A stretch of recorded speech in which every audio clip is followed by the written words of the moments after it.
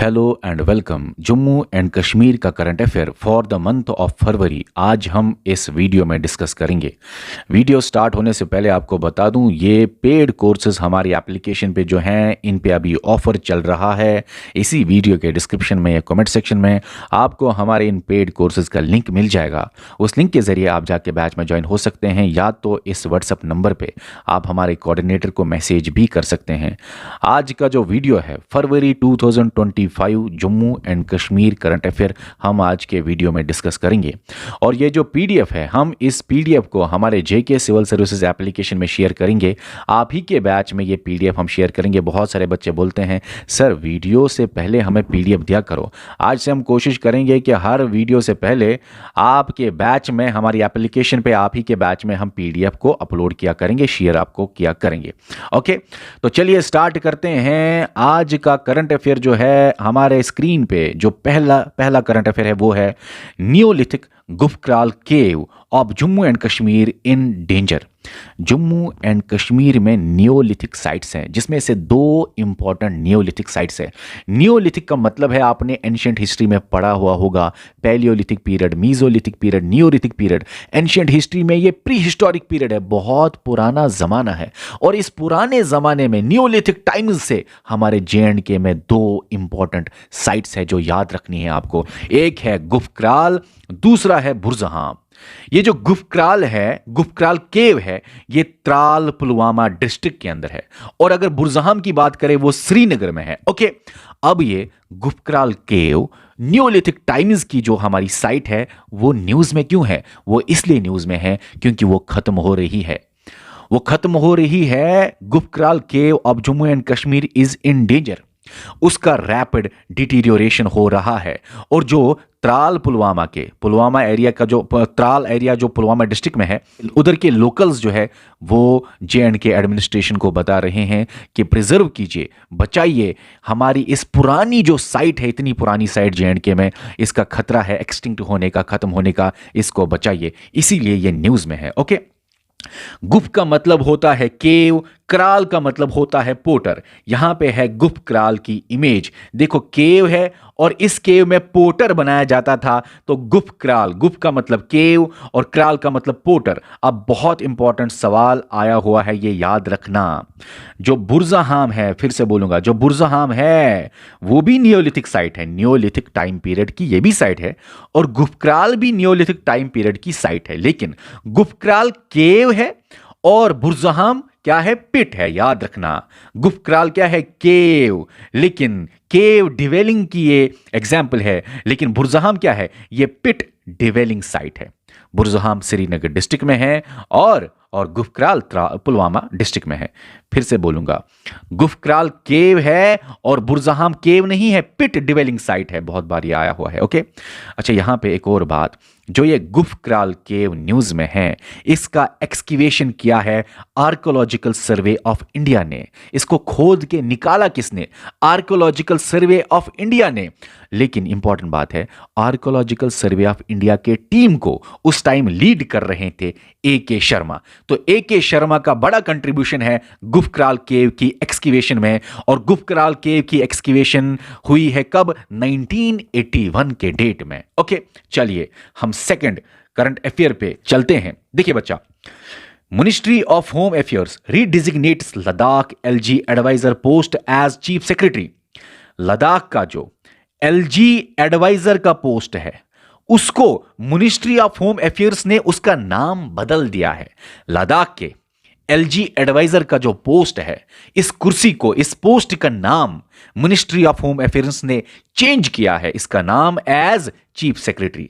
अब लद्दाख में जो एलजी एडवाइजर था उसको बोला जाएगा चीफ सेक्रेटरी। ये पोस्ट चेंज कर दिया गया। ओके, देखो बच्चा, ये क्यों कर दिया गया? क्योंकि जम्मू एंड कश्मीर में भी चीफ सेक्रेटरी था, तो लद्दाख में भी इस एडवाइजर पोस्ट को हटा के चीफ सेक्रेटरी ही कर दिया गया। जैसे बाकी यूटीज में है, लद्दाख में भी वही किया गया, यूनिफॉर्मिटी लाने के लिए। अब इंपॉर्टेंट बात सुन लो, यहां पे इंपॉर्टेंट बात सुनना। यहां पे जम्मू एंड कश्मीर का जब रीऑर्गेनाइजेशन एक्ट हुआ 2019 में, तो जे.एंड.के यूटी बना, लद्दाख यूटी बना।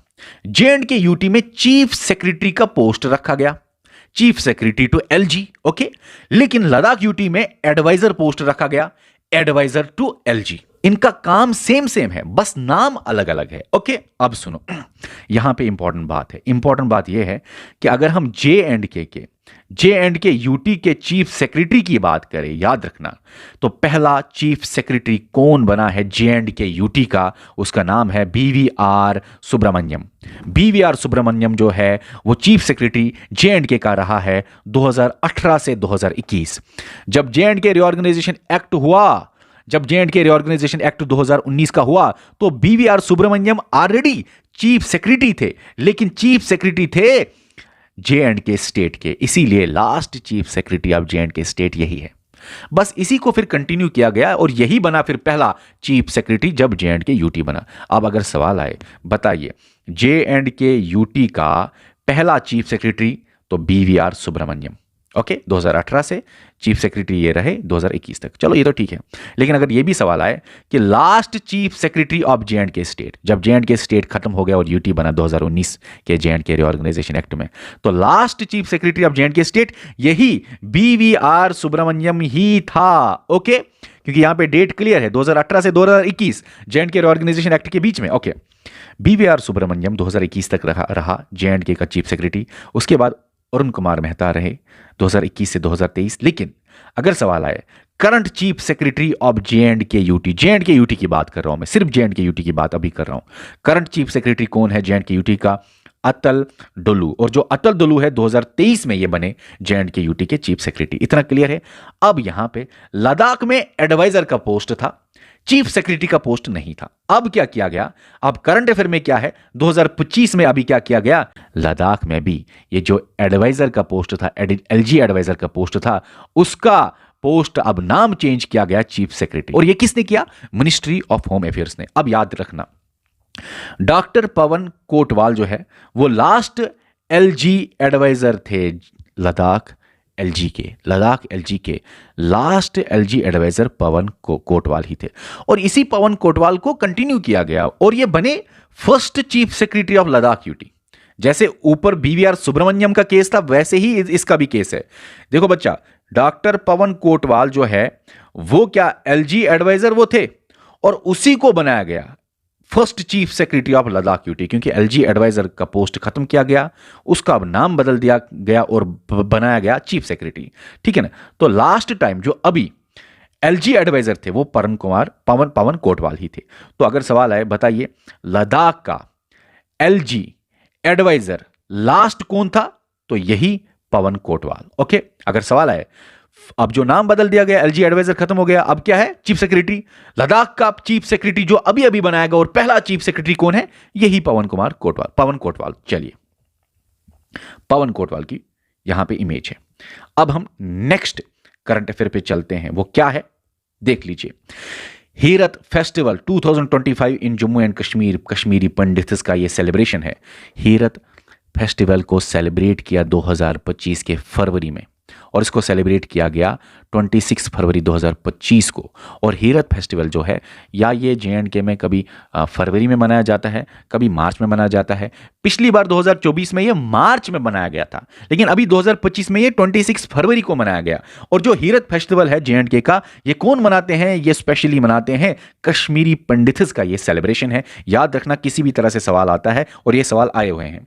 अब यहां पे जो हीरत है, हीरत ये संस्कृत वर्ड हारा राटी से निकला है। हीरत संस्कृत वर्ड हारा राटी से निकला है, मतलब night of Shiva, night of Hira या नाइट ऑफ शिवा। ओके, अब यहां पे इंपॉर्टेंट बात है कि इंडिया में, जिस तरह से इंडिया में महाशिवरात्रि है, लेकिन JNK में स्पेशल टाइप ऑफ महाशिवरात्रि जो कश्मीरी पंडित्स मनाते हैं, तो JNK में वो हीरत की शक्ल में मनाते हैं। तो शॉर्ट में महाशिवरात्रि जब इंडिया में लोग मनाते हैं, JNK में इसी महाशिवरात्रि का नाम हीरत फेस्टिवल दिया गया है। और इसी हीरत फेस्टिवल को मनाते हैं JNK में खासकर कौन? कश्मीरी पंडित्स। इतना क्लियर है, इतना क्लियर है। सवाल कहीं से भी आ सकता है, बताइए महाशिवरात्रि का नाम कश्मीर में क्या है? हीरत फेस्टिवल। कौन मनाता है? कश्मीरी पंडित्स। कब मनाया गया? 25, अभी लेटेस्ट कब मनाया गया? 26 फरवरी 2025।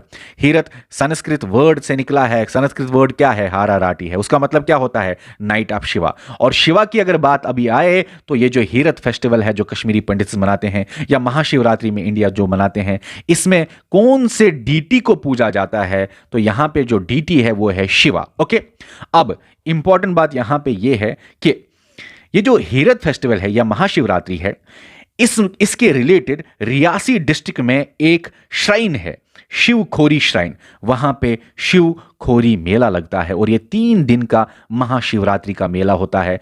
25 से 27 फरवरी 2025 में ये चला शिव खोरी मेला।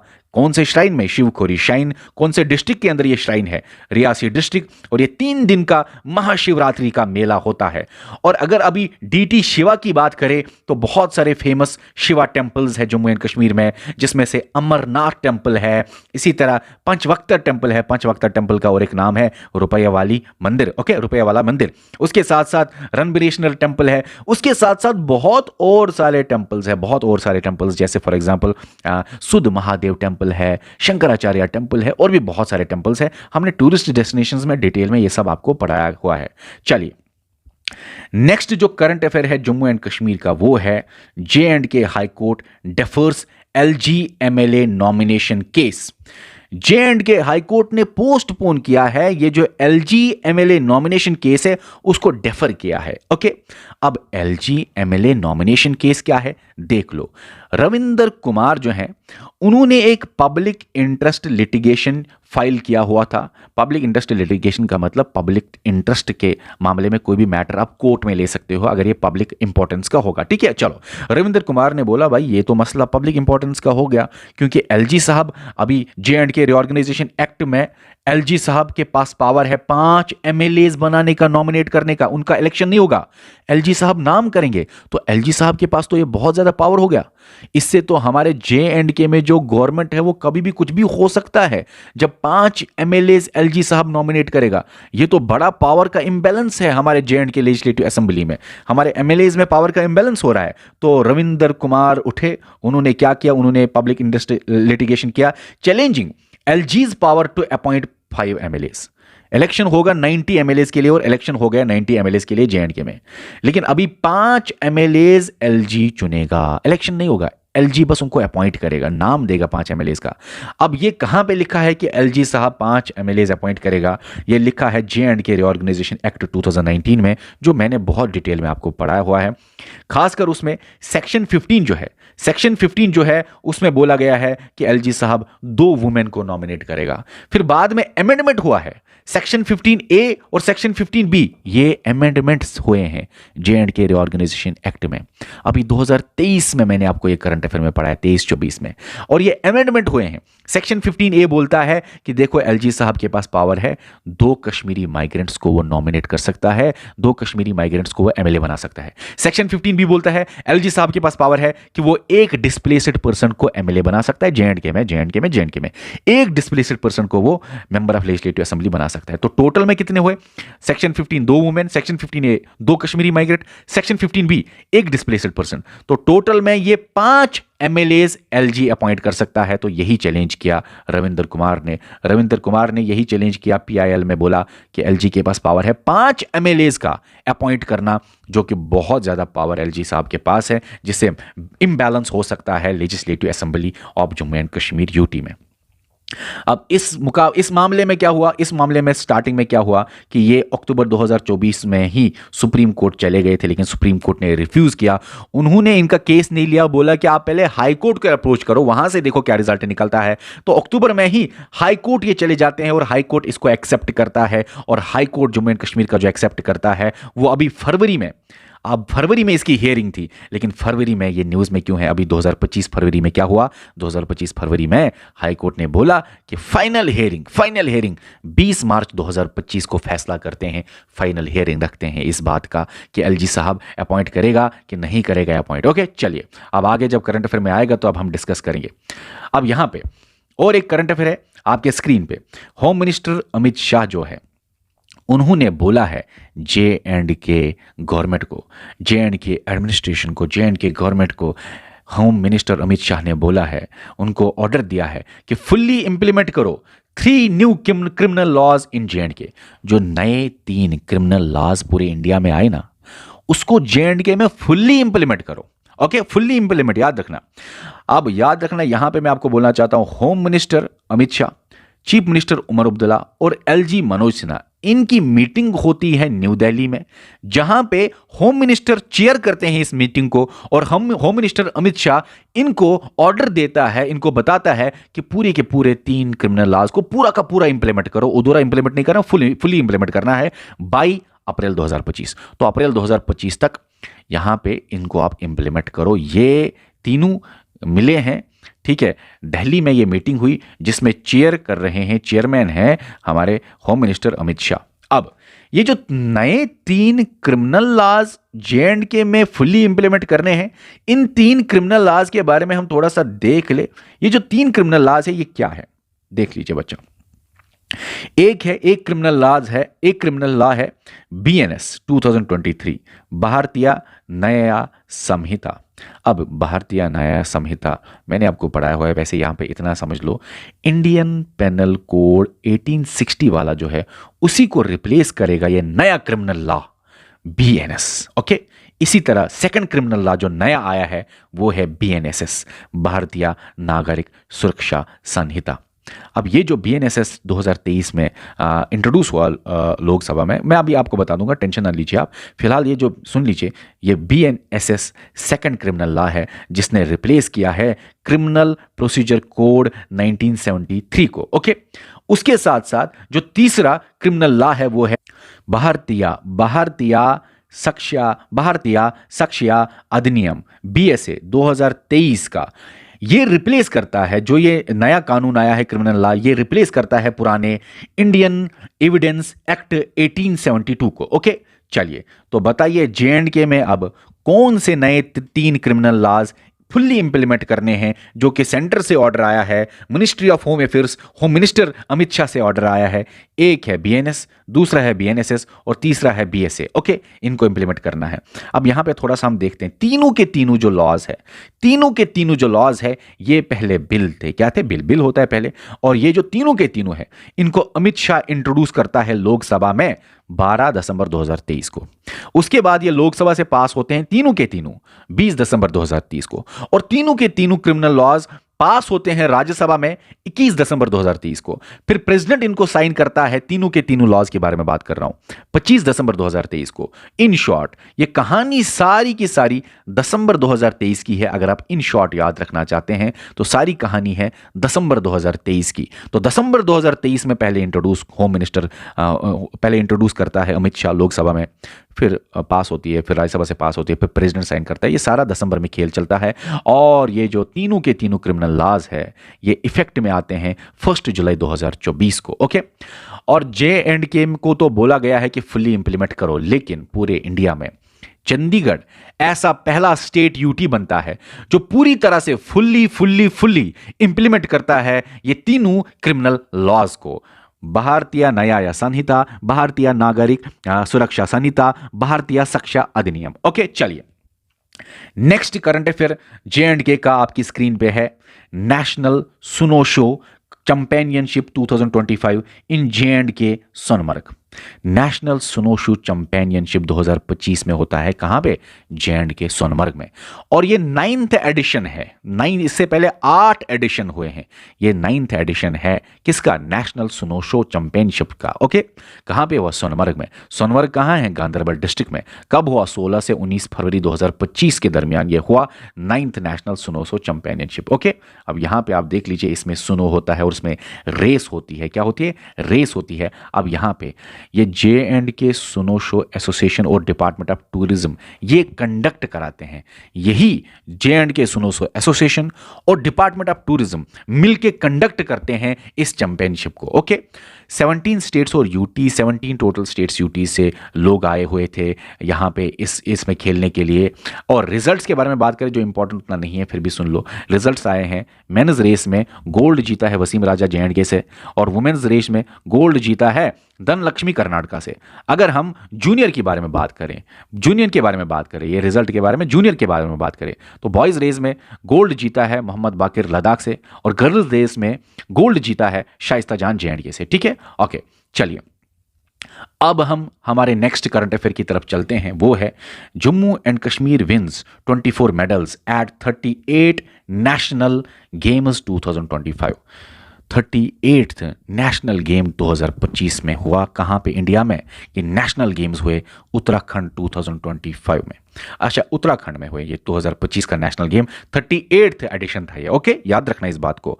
और उत्तराखंड 2025 इसीलिए इसको बोलते हैं क्योंकि ये उत्तराखंड में हुआ। उत्तराखंड में भी कहाँ पे हुआ ये? मेन वेन्यू कहाँ पे था? Rajiv Gandhi international stadium Dehradun. अब ये J&K के मामले में इसलिए इंपॉर्टेंट है क्योंकि J&K ने इसमें 24 मेडल्स जीते, 5 गोल्ड जीते, 3 सिल्वर जीते और 13 ब्रॉन्ज जीते। और ये देख लीजिए उत्तराखंड के यहाँ पे दिया गया है। अब यहाँ पे देखो, ये है मस्कट, इसका नाम है मौली। ओके, ये है आपका मोटो, ये लिखा है यहाँ पे मोटो। मोटो क्या है? मोटो है यहाँ पे 38th नेशनल गेम्स जो उत्तराखंड में हुए। मोटो है यहाँ पे संकल्प से शिखर तक, SSST, संकल्प से शिखर तक, जिसका मतलब होता है इंग्लिश में फ्रॉम रिजॉल्व टू जीनीथ। ओके, अच्छा, अब यहाँ पे थीम भी इस 2025 के नेशनल गेम्स का, 38th जो नेशनल गेम्स हुए हैं 2025 में, इसका थीम ग्रीन गेम्स है, ये भी याद रखना। अच्छा, हाईएस्ट मेडल्स जो है वो किन को मिले? याद रखना, सबसे ज्यादा मेडल्स मिले सर्विसेज को, सबसे ज्यादा गोल्ड मेडल्स मिले सर्विसेज को, इसीलिए यहाँ पे फर्स्ट है। देखो यहाँ पे कंफ्यूजन नहीं होना चाहिए। यहाँ पे सर्विसेज क्या होता है? सर्विसेज होता है जैसे इंडियन आर्मड फोर्सेज होते हैं ना, उन्हीं का टीम होता है, तो सर्विसेज वही होते हैं। ठीक है, अब यहाँ पे देख लेना, सर्विसेज ने जीता ये क्यों जीता? क्योंकि 68 गोल्ड है। वैसे उनके पास मेडल 121 मेडल्स थे। सेकंड रैंक जो आई वो आई महाराष्ट्र स्टेट को, उनके पास 201 मेडल्स थे। अब आप बोलेंगे सर महाराष्ट्र स्टेट को वही फर्स्ट रैंक के होने चाहिए, महाराष्ट्र क्यों?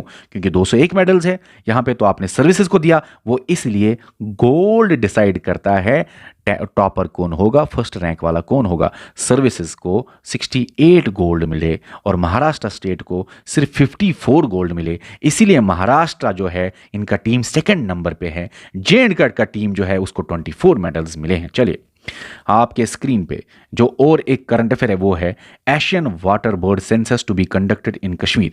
देखो बच्चा, कश्मीर में एशियन वाटर सेंसस जो होगा 2025 में, जो वो कवर करेगा 25 वेटलैंड्स को, इंक्लूडिंग 4 रामसर साइट्स J&K के। यहाँ पे आपको मैं बता दूं 25 वेटलैंड्स को एशियन वाटर बर्ड सेंसस जो है उसके अंदर आ जाएंगे। 25 वेटलैंड्स को देखा जाएगा, इन वेटलैंड्स की हालत क्या है। बर्ड्स, माइग्रेटरी बर्ड्स जो आते हैं बाहर से यहाँ पे जम्मू एंड कश्मीर में, वो माइग्रेटरी बर्ड्स जो है वो आ रहे हैं, उनकी तादाद कम हो रही है, ज़्यादा हो रही है। उससे हमें पता चलेगा वेटलैंड्स की हेल्थ भी, अगर बर्ड्स आ रहे हैं तो वेटलैंड्स की हेल्थ ठीक है। बहुत सारी चीज़ें इस सेंसस से पता चलेंगे। तो ये जो एशियन वाटर बर्ड सेंसस है ये 25 वेटलैंड्स इंक्लूडिंग 4 रामसर साइट्स को कवर करेगा। और इसको एशियन वाटर बर्ड सेंसस को कौन कंडक्ट कराता है? Department of wild life and WCMA, Wular conservation and management authority. अब यहाँ पे 4 रामसर साइट्स जो J&K के हैं जो कि इसके अंदर आएंगे। एक है होकेसर, हैगाम, शालबाग और वुलर लेक। इतना क्लियर है, ठीक है।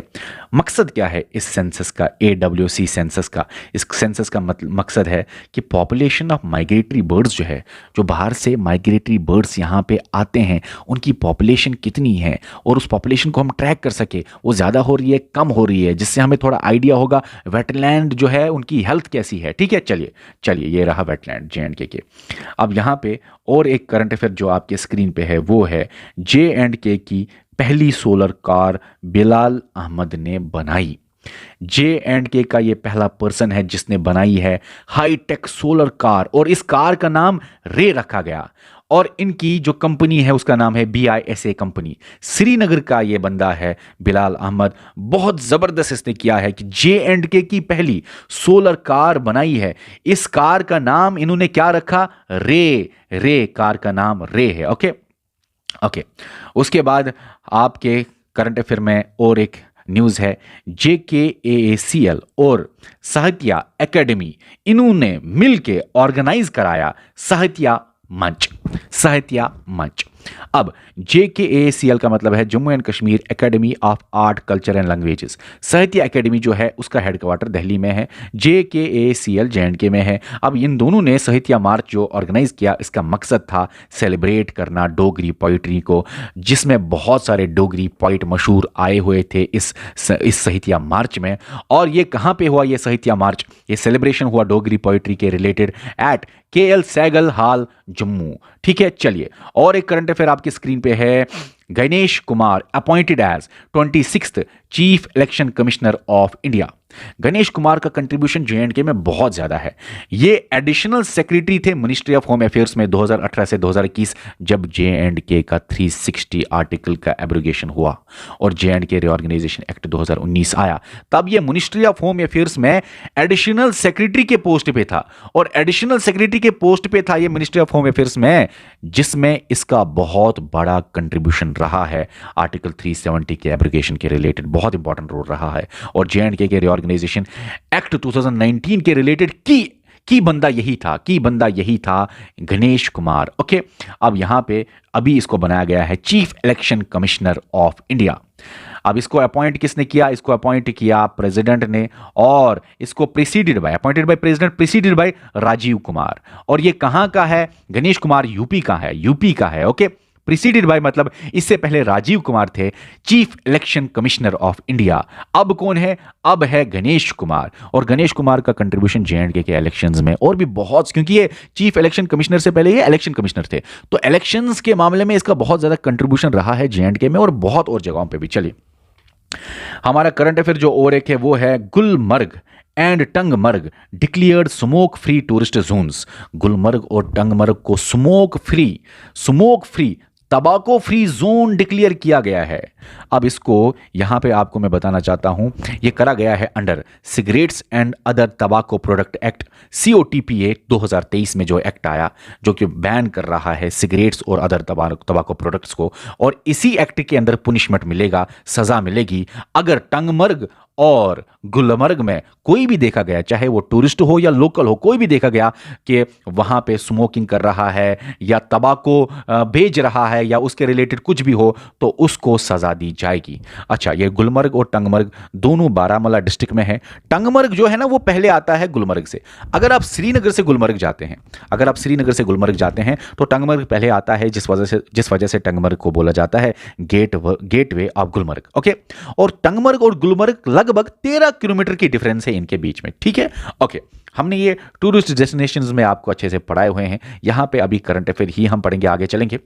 Drones band in J&K Doda district for 2 months। देखो, डोडा डिस्ट्रिक्ट में वहां पे जो लोग थे वो ड्रोन्स का बहुत ज्यादा इस्तेमाल कर रहे थे, और हमारे सिक्योरिटी फोर्सेस को कुछ खबर लगी कि वहां पे कुछ ना कुछ मिसयूज हो सकता है, या एंटी नेशनल एलिमेंट्स मिसयूज कर सकते हैं इन ड्रोन्स का या फ्लाइंग ऑब्जेक्ट्स का। इसीलिए ड्रोन्स को बैन किया गया डोडा में, to prevent misuse of flying objects by anti national elements. उसके अलावा और एक करंट अफेयर है, J&K का जो मीर अर्शिद है, उन्होंने जीता है फर्स्ट प्राइज। कहां पे? ईरानी क्राफ्ट फेस्टिवल 2025 में, ईरान में उन्होंने जीता है। और उन्होंने जीता है ये किस क्राफ्ट के रिलेटेड? पेपर मैशी क्राफ्ट्समैन है ये मीर अर्शिद, J&K का, श्रीनगर का रहने वाला। 9th इंटरनेशनल फजर फेस्टिवल हुआ था। कौन से फेस्टिवल में इसने फर्स्ट प्राइज लिया? 9th इंटरनेशनल फजर फेस्टिवल। कहां पे हुआ? तेहरान में ये फेस्टिवल हुआ, और ये रहा पेपर मैशी हैंडीक्राफ्ट जो जम्मू एंड कश्मीर का हुनर है वहां पे शोकेस हुआ और फर्स्ट प्राइज मिला J&K के हैंडीक्राफ्ट को। ओके, उसके बाद और एक करंट अफेयर है, खेलो इंडिया विंटर गेम्स 2025 पोस्टपोन हुए हैं। ये एक्सपेक्टेड था कि फरवरी 2025 में ये रखे गए थे कि गुलमर्ग में ये खेलो इंडिया विंटर गेम्स होंगे, लेकिन इनसफिशिएंट स्नोफॉल की वजह से इनको पोस्टपोन किया गया है। अब नेक्स्ट मंथ जब मार्च में, ये मैं आपको डिटेल में पढ़ाऊंगा। ओके, इनको पोस्टपोन किया गया है अभी के लिए।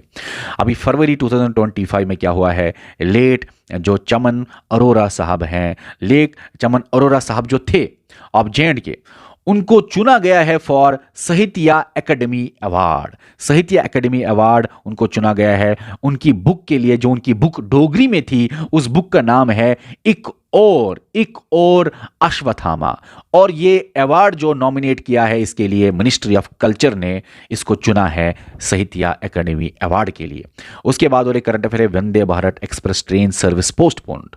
वंदे भारत सर्विस ट्रेन जो थी अर्लियर शेड्यूल थी कि 17 फरवरी 2025 से चलेगी, लेकिन पोस्टपोन हुई है। अब जब आगे चलेगी तो हम डिटेल में डिस्कस करेंगे। Prime minister Modi nominated chief minister of Jammu and Kashmir Omar Abdullah को प्राइम मिनिस्टर ने नॉमिनेट किया among India's top fitness ambassadors. और 10 पर्सन्स को, पूरे 10 पर्सन्स को प्राइम मिनिस्टर साहब ने नॉमिनेट किया था। उन 10 पर्सन्स में से एक जो प्रोमिनेंट पर्सनालिटी थी वो थी chief minister of Jammu and Kashmir Omar Abdullah. Okay, Jammu and Kashmir UT first budget on 7 March.